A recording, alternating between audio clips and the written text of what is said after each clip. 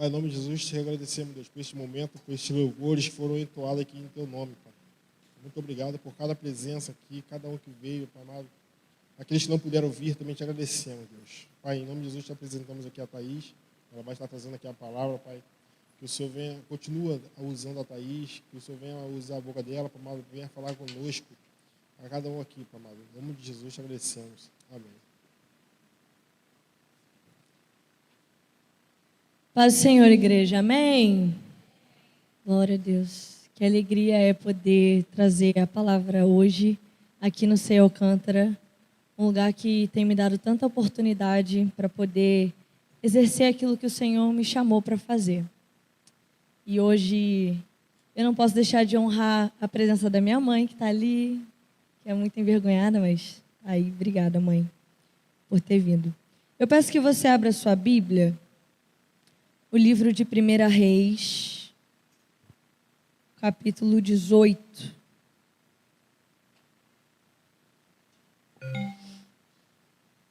Primeira Reis 18,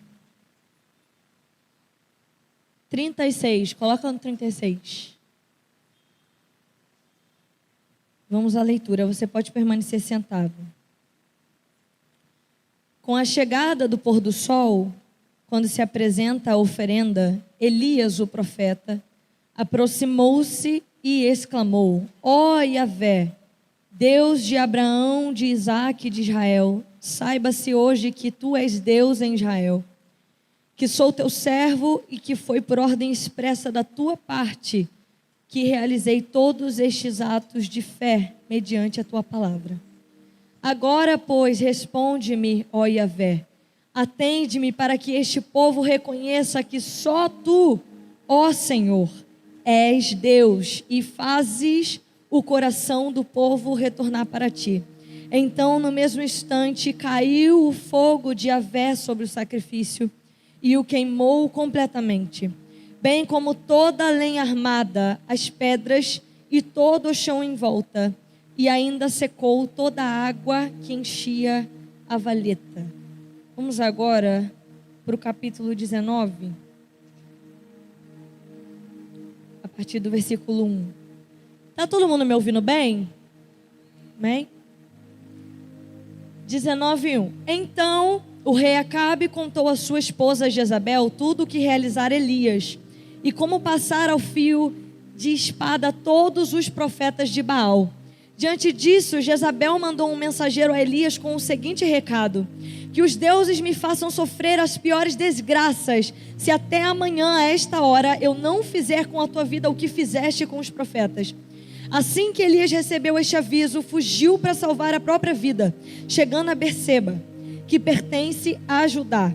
Deixou ali o seu servo. Quanto a ele, fez pelo deserto a caminhada de um dia e foi sentar-se debaixo de um pé de giesta, uma espécie de arbusto. E ali orou pedindo para si a morte, dizendo: agora basta, ó Yahvé, retira minha vida, pois não sou melhor que meus pais. Deitou-se e dormiu ali mesmo, sob a giesta. Mas eis que um anjo o tocou e disse-lhe: levanta-te e alimenta-te. Abriu os olhos, olhou ao redor e eis que ali, junto à sua cabeceira, havia um pão quente que fora assado sobre pedras em brasa e uma vasilha com água fresca. Tendo comido e bebido, voltou a se deitar. O anjo do Senhor veio pela segunda vez, tocou e lhe recomendou: levanta-te e come, porque a viagem será muito longa. Então, ele se levantou, comeu e bebeu. Fortalecido com aquele alimento, viajou 40 dias e 40 noites até chegar ao Sinai, em Horebe, um monte de Deus. Ali entrou numa caverna e passou a noite. Então Elias ouviu a voz do Senhor, que lhe questionou nesses termos: que fazes aqui, Elias? Ao que ele respondeu: sinto minhas entranhas serem consumidas por causa do ardente zelo que tenho por Yahvé, o Senhor Deus dos exércitos, porquanto os israelitas abandonaram a tua aliança, destruíram os teus altares e mataram os teus profetas ao fio da espada. E fiquei solitário, restou somente eu, e agora procuram também tirar a minha vida. Diante dessas palavras, Deus lhe disse: sai deste lugar e vai ficar diante de mim no alto do monte. Então o Senhor passou por ali e mandou um vento muito forte que fendeu os morros e partiu as rochas em pedaços. Contudo, Yahvé não estava no vento. Quando o vento arrefeceu e parou de soprar, ocorreu um forte terremoto, porém o Senhor não estava no tremor das terras. Em seguida ao terremoto caiu um fogo, mas o Senhor também não estava no fogo. E depois do fogo veio um sussurro de brisa suave e tranquila. Assim que Elias percebeu aquele murmúrio, puxou a sua capa para proteger o seu rosto. Saiu e postou-se à entrada da caverna. E uma voz lhe indagou: o que fazes aqui, Elias? Pulando para o versículo 15. Então o Senhor lhe orientou: vai, retorna por onde vieste, para o deserto de Damasco. Quando chegares lá, ungirás a Hazael como rei da Síria, e a Jeú, filho de Ninsi, ungirás rei de Israel. E a Eliseu, filho de Safate, da cidade de Abel-Meoloá, ungirás para ser profeta em teu lugar. Quem escapar à espada de Hazael, Jeú o matará. E o que fugir da espada de Jeú, Eliseu o matará. Mas pouparei em Israel 7.000 homens, todos os joelhos que não se dobraram diante de Baal, e todos aqueles cuja boca não o reverenciaram suas imagens, beijando-as. Você pode dar glória a Deus por essa palavra? Glória a Deus. A história de Elias, ela me chama muita atenção, porque é um momento na Bíblia em que Deus ele vai mostrar como Ele lida com a pessoa a qual Ele chamou. E é um momento também em que nós vemos qual é o comportamento de uma pessoa que Deus chamou. É aí que nós passamos a nos identificar com muitas atitudes de Elias, que um homem falho como eu e você chegou a tomar. Acontece que Elias ele foi chamado para ser profeta em Israel, no momento em que Acabe seria rei. E Acabe ele começa a proceder de uma forma que não agrada nem um pouco a Deus, porque ele vai se render à idolatria, principalmente quando ele faz uma aliança com Jezabel. Ele se casa com Jezabel, que é uma mulher devota ao deus Baal. E é nesse momento que ela traz para Israel idolatria. O povo começa a se render àquilo, porque é bem verdade que quando nós temos uma liderança corrompida, é claro que o povo também vai se corromper. Aqueles que não têm aliança com Deus, aqueles que são guiados apenas pela liderança de alguém, se corrompem juntamente com aquela pessoa que se corrompeu. Porém, Elias é levantado profeta diante desse contexto, e é um momento em que Jezabel ela vai começar a mandar matar os profetas de Deus. Então 100 profetas se escondem e Elias sobra. Elias está na linha de frente, Elias é o que fica. E nesse momento, ele vai chamar o deus Baal, ou aqueles que eram devotos ao deus Baal, para um desafio. E ele vai falar: olha, vamos nos reunir aqui nesse lugar. O Deus que responder com fogo, mediante os sacrifícios que serão oferecidos, esse é o Deus verdadeiro. Que foi o capítulo anterior que nós lemos. E então o povo concorda com ele e fala: vamos lá, tá certo, vamos fazer esse desafio. Nesse momento ele está na linha de frente e ele diz: eu fui o único que restei dos profetas de Deus, e eu estou aqui contra mais de 400 profetas de Baal, mas eu proponho esse desafio, e vamos ver quem é o Deus verdadeiro em Israel. É nesse momento que eles oferecem sacrifício para Baal, e Baal não responde. Horas se passam e Baal não faz nada. Claro, porque eu e você sabemos que é um Deus que não é verdadeiro. É um Deus com D minúsculo. É um Deus daqueles que tem ouvido, mas não ouve, tem boca, mas não fala. É um Deus daquele que tem olhos, mas não vê. E então, por causa disso, ele não responde à petição daquele povo idólatra. Porém, o nosso Deus, o Deus de Israel, no momento que o sacrifício é oferecido para o Deus verdadeiro, o único Deus, santo e exaltado, ele sim responde com fogo caindo do céu sobre o holocausto. E as pessoas que estavam ali reunidas, elas se dobram e reconhecem que Deus é verdadeiramente o Senhor. Porém, existe uma pessoa que ainda não vai se dobrar, e o nome dela é Jezabel. É aí que nós vemos que achamos que por carregar a verdade, que por carregar o que é certo, as pessoas vão nos apoiar. Achamos que por fazer aquilo que Deus mandou, nós vamos encontrar paz. Não vamos encontrar perseguição, porque estamos com Deus afinal, mas nos enganamos. E aí começamos a viver um evangelho falso, um evangelho fraco, onde tudo é fácil, onde tudo é como a gente pensa que é, onde Deus é quem a gente acha que Ele deveria ser. Mas esse não é o verdadeiro evangelho. É no momento em que Deus é reconhecido pelo sinal que Ele acaba de realizar, que aí sim Jezabel vai se levantar contra Elias e vai ameaçar aquele homem de morte. E então, ameaçado de morte, Elias, que estava no seu auge, ele acabou de ver, irmãos, imagina, fogo descendo do céu, no auge da carreira de Elias. Uma ameaça é capaz de fazer ele sair do lugar onde ele estava. E é com essa ameaça que ele foge para o deserto. E ele faz a caminhada de um dia, então ele encontra uma giesta, que é uma espécie de arbusto, como a Bíblia relata. E naquele momento ele vai se assentar, ele vai começar a refletir, e ele vai dizer: agora basta, tira a minha vida, Deus, porque eu não sou melhor do que os meus pais. E eu acabo de te dizer que ele fugiu porque estava ameaçado de morte. Mas agora naquela giesta ele faz o quê? Ele pede a própria morte.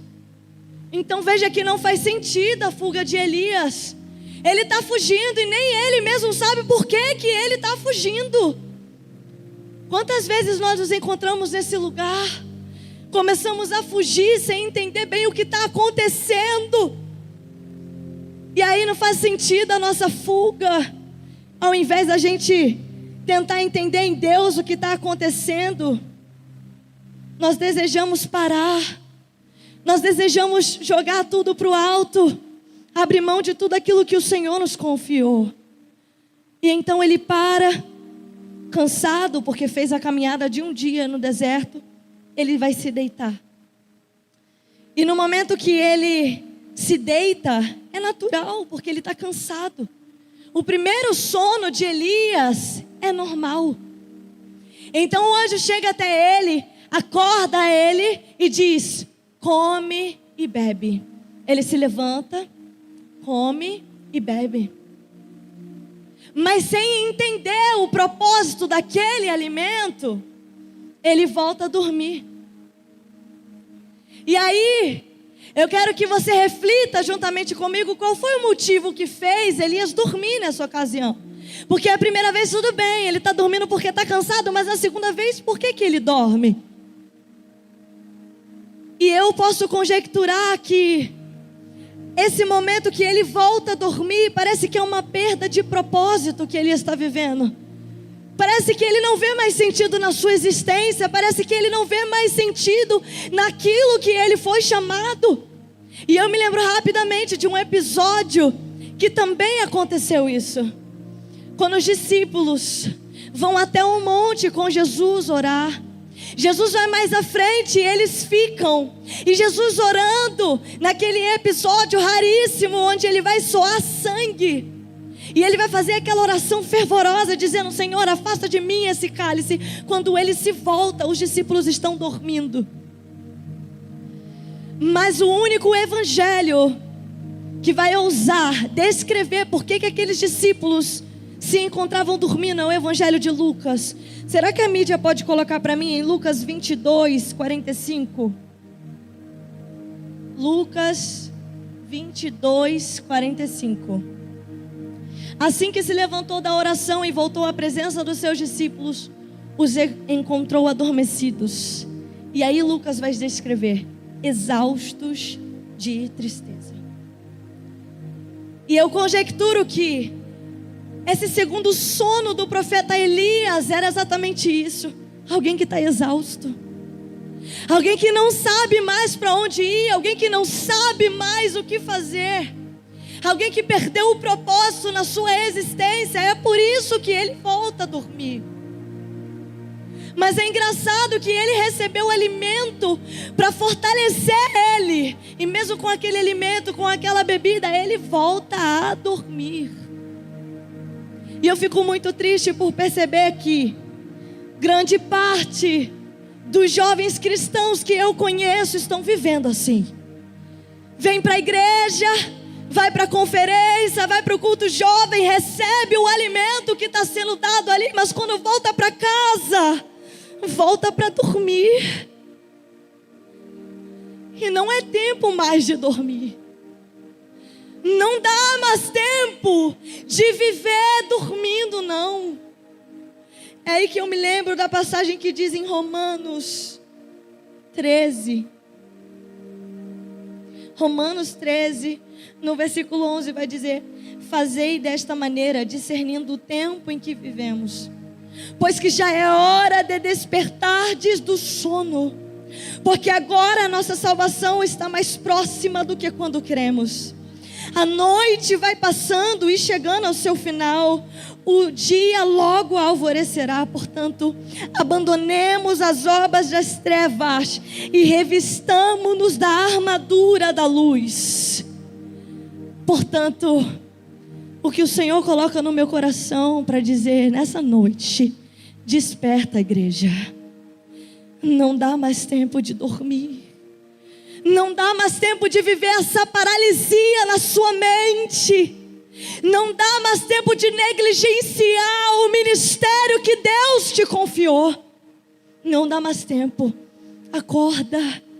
É hora de se levantar. Recebe esse alimento que o Senhor está te dando nessa noite e volte a caminhar. O anjo não diz para onde Elias vai. O anjo não diz o destino. E eu entendo que é porque o lugar que ele está indo não é tão relevante quanto o que ele vai passar para chegar até lá. Então Elias vai, acorda e começa uma caminhada de 40 dias no deserto. E o 40 é um número muito familiar na Bíblia. Existem várias situações que tem o número 40, como por exemplo, Jesus vai ao deserto depois de batizado por João Batista, e ele fica 40 dias e 40 noites de jejum naquele deserto.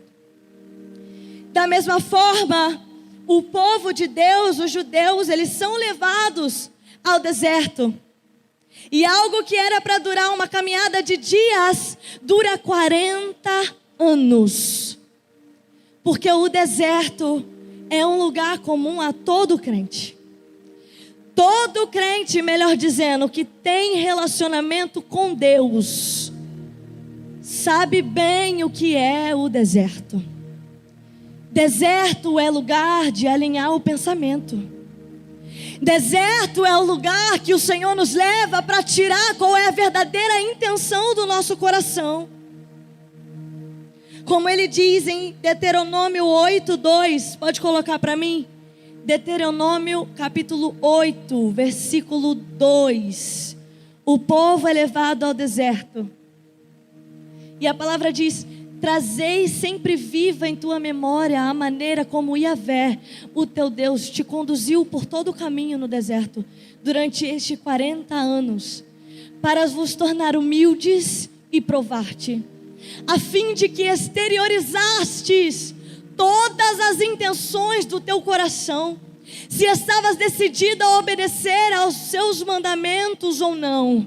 Então esse é o deserto, lugar que o Senhor vai te provar. para saber se é isso mesmo que você quer. É isso mesmo que você quer? É esse Deus mesmo que você quer servir? Então vamos para o deserto. O deserto é um lugar que os ambientes começam a mudar. As pessoas do teu convívio já não são mais as mesmas. As coisas que outrora você via e ouvia, agora já não vê e já não escuta mais. Porque é no deserto que você vai entender que tudo que você precisa, tudo que você verdadeiramente sempre precisou e dependeu, estava no Senhor, o seu Deus. E Davi, ele vai escrever um salmo muito bonito, Salmo 63. E no versículo 2, Davi também é levado ao deserto. Na verdade, ele também foge para o deserto, porque ele também foi ameaçado de morte. E pensem comigo, Davi era rei, Davi tinha à disposição dele manjares, ele tinha a melhor comida, os melhores ambientes, as melhores pessoas para conviver. Mas então quando ele foge para o deserto, ele escreve o Salmo 63 e ele diz: recordo-me dos dias em que te contemplei no santuário, para me embebecer de teu poder e de tua glória. E aí ele diz, alguém que tem tudo à sua mão, alguém que tem tudo à sua disposição, vai dizer: porquanto melhor que a própria vida é o teu amor, leal e misericordioso. Por isso os meus lábios te exaltarão sobremaneira. Aleluia. Davi está no deserto, mas ele não está lembrando da cama boa que ele tinha lá no reinado, não.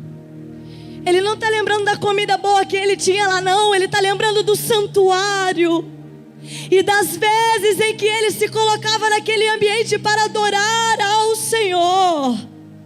Porque é no deserto que nós descobrimos o quanto é bom estar na presença dEle.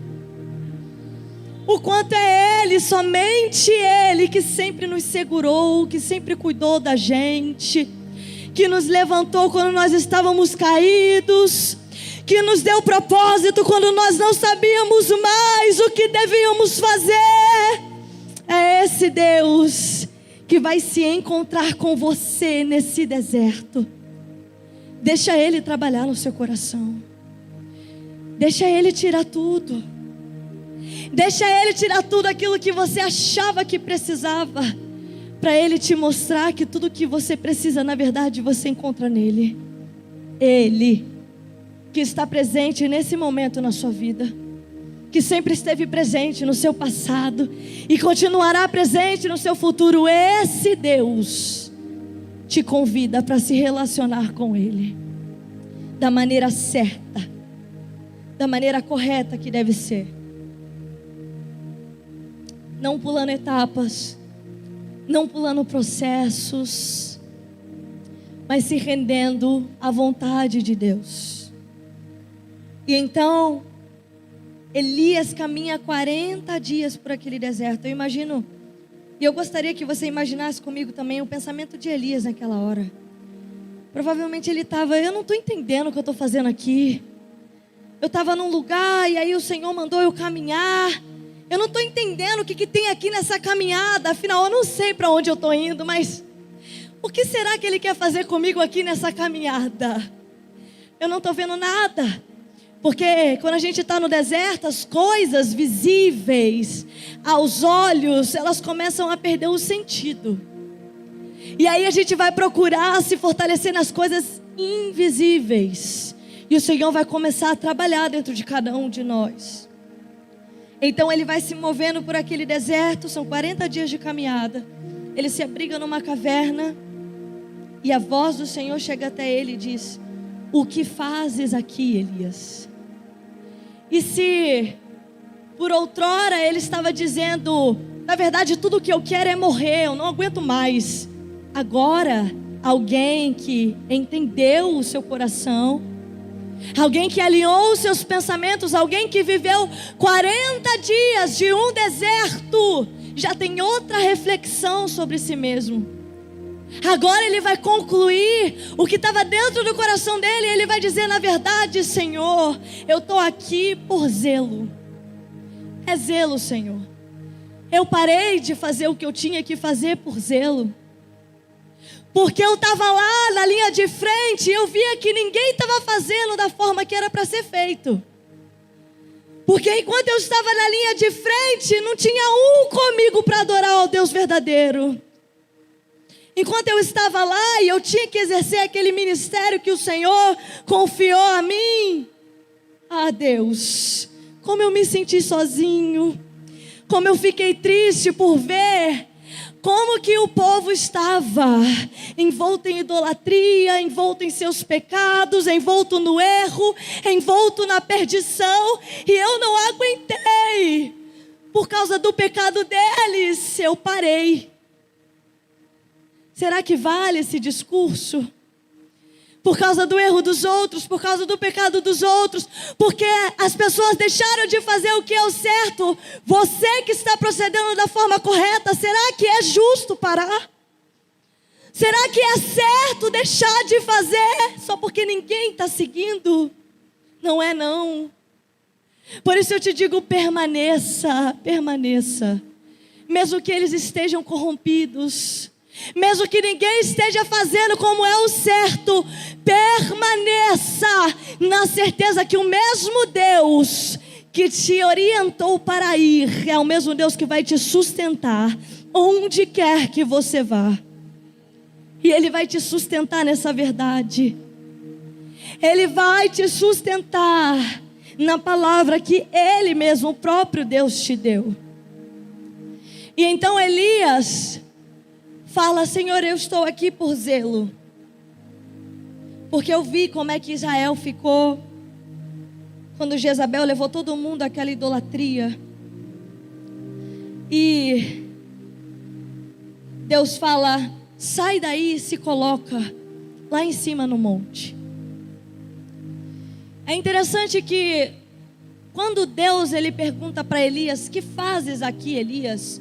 Eu não posso interpretar isso como apenas uma pergunta se tratando da regionalidade em que Elias estava, se tratando do local físico em que ele estava. Eu entendo que essa pergunta é muito mais profunda. Ela é simples, mas ela é profunda. Onde está você, Elias? Não necessariamente o lugar físico, mas onde está o seu coração? Onde é que está você, Elias, dentro de você? E a mesma pergunta que Jesus vai fazer lá em Gênesis 3, que Deus vai fazer lá em Gênesis 3, quando eles estão no jardim, e Deus chega para eles e pergunta: Adão, onde estás? É claro que Deus sabia onde ele estava, mas talvez a pergunta de Deus fosse um pouco mais profunda: como é que você veio parar aqui? O que você está fazendo aqui? E ele se coloca em cima daquele monte. E então vem o vento, treme aquelas rochas, mas Deus não está no vento. Vem o fogo, mas Deus não está no fogo. Vem o terremoto, mas Deus não está no terremoto. E o que eu parei para refletir a respeito disso: por que Deus não se encontrava nessas manifestações? Porque Elias já conhecia o Deus das manifestações. Elias já conhecia o Deus dos sinais. Ora, não foi ele que uma vez disse que não choveria e então não choveu? Não foi ele que no primeiro capítulo que eu li presenciou fogo caindo do céu? Era ele, é o mesmo Elias. Elias conhece o Deus dos sinais. Mas agora Deus queria se apresentar a ele como o Deus da misericórdia, como o Deus que se move na mansidão também, como o Deus que também se move no sussurro, como o Deus que também se move na brisa suave. E então o fogo cessa, e depois do fogo vem uma brisa. E Elias, que está tão acostumado com os sinais, na hora que ele sente aquela brisa, ele faz isso aqui. ele tampa o seu rosto, porque aquilo é estranho a ele. Ele vai dizer: peraí, o que é isso aqui? Eu não estou entendendo. Eu conheço aquele Deus que faz aqueles sinais incríveis, miraculosos, mas o que é essa mansidão aqui? O que é esse sussurro aqui, Senhor? Eu não conheço isso não. E ele começa a se constranger naquela calmaria do Senhor, porque é bem verdade que ele pode se apresentar para a gente da maneira que ele quiser, da maneira que ele bem entender. Não foi para Jó que ele se apresentou dentro de um tufão, dentro de um redemoinho ele se apresenta para Jó.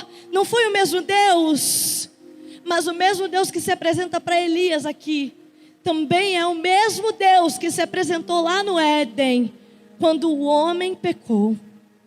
E no capítulo 3, em Gênesis, no capítulo 3 e no versículo 8, coloca aí para mim. Gênesis, capítulo 3, versículo 8. Vai dizer: naquele dia, quando soprava a brisa vespertina, o homem e sua mulher ouviram o som da movimentação de Deus, que estava passeando pelo jardim. Procuraram esconder-se da presença do Senhor entre as árvores do jardim. Outras pessoas que também foram constrangidas pela mansidão do Senhor. Outras pessoas que também foram constrangidas o quanto Deus pode vir na calmaria para dizer: ei, o que você está fazendo aqui? Não foi eu quem te chamei. Por que você veio parar nesse lugar? É tempo de voltar.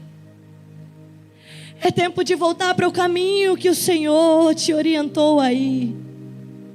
É tempo de fazer o seu coração e o seu entendimento voltarem a estarem alinhados ao coração do Senhor. E o desejo dele nunca foi que você parasse. O desejo dele nunca foi que o sono te paralisasse. O desejo dele nunca foi que esse zelo, esse amor pela obra fosse fazer o contrário, te tirar da rota, te tirar do caminho. E hoje ele está aqui nessa noite, você crê? E tudo que ele quer de você é: onde está? O que você está fazendo aí? Eu preciso que você volte. Porque na verdade o Senhor podia usar qualquer um. Eu disse para você que 100 profetas restaram de Deus, de Yahvé, o Senhor. Mas ele queria usar Elias. O negócio dele era com Elias. E é por isso que ele vai não ser somente o Deus que usa, o Deus que fala vai lá e faz. Ele é o Deus que se relaciona também. Ele é o Deus que trata também. Ele é o Deus que cura, que sara, que cuida de você. Esse é o interesse dele naqueles que ele chama. E podia ter continuado. O Senhor podia ter deixado ele, mas não. O Senhor levou aquele que ele escolheu para ser tratado, para ser orientado de novo, para voltar para o propósito de novo. E quando ele volta, quando ele sente aquele constrangimento da misericórdia de Deus, o Senhor diz para ele: eu tenho um novo propósito para você. Volta lá e unge aquelas pessoas que nós lemos que ele falou. Unge Eliseu também. E deixa eu te dizer mais uma coisa. Eu ainda quero ser Deus para aquelas 7.000 pessoas que não se dobraram ao Deus Baal. Elias, ainda existem 7.000 pessoas que querem ouvir o que você tem a dizer. Não para não, Elias. Ainda tem 7.000 ouvidos que não se corromperam, que ainda seguem o que é reto, que ainda seguem o direito, que ainda seguem a verdade. Por isso volta, Elias, volta para aquilo que o Senhor te chamou, porque essas almas precisam de você. Esses ouvidos precisam ouvir o que você tem a dizer. E o desejo do Senhor é te usar. Em nome de Jesus, receba essa palavra nessa noite. Entenda o lugar que o Senhor está te chamando para ocupar. É um lugar grande, porque nós sabemos como o mundo está aí fora. Nós sabemos o quanto as pessoas estão com o entendimento errado do que é o certo, do que é bom, do que é verdadeiro. Uma vez o Senhor falou para mim que Ele ia me usar, e as pessoas, alguns pastores, alguns líderes não iam gostar do que eles iam ouvir. E eu falei: Senhor, mas como assim? Que palavra dura é essa que o Senhor vai colocar na minha boca? E Ele me fez entender que, na verdade, Ele não vai colocar nada muito diferente da verdade nos meus lábios para dizer. Na verdade, são as pessoas que se afastarão muito da verdade. E por isso vai causar repulsa. Por isso vai doer os ouvidos, alguns vão ranger os dentes, porque não sabem mais o que é o certo. Não estão mais habituados com o que é justo, com o que é verdadeiro e com o que é bom. Essas pessoas que nós vamos encontrar por aí. E o Senhor quer despertar em você nessa noite, em cada coração que se dispôs a sair da sua casa e se colocar aí nessa cadeira. O Senhor vai colocar nessa noite fome e sede de fazer a vontade dEle. Fome e sede de lutar pela verdade. Fome e sede de guerrear pelo que é certo, pelo que é justo. Em nome de Jesus. O Senhor não chamou esses jovens que estão aqui nessa noite para serem covardes, não.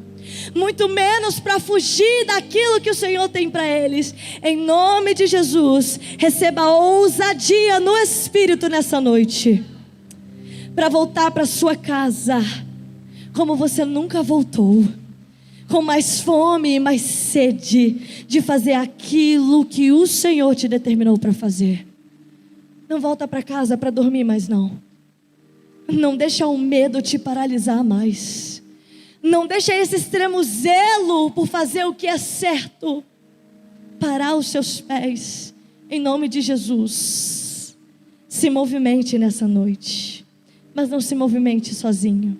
Se movimente na palavra que Ele já liberou sobre a vida de cada um que está aqui. Quantos recebem essa palavra nessa noite? Peço que você se coloque.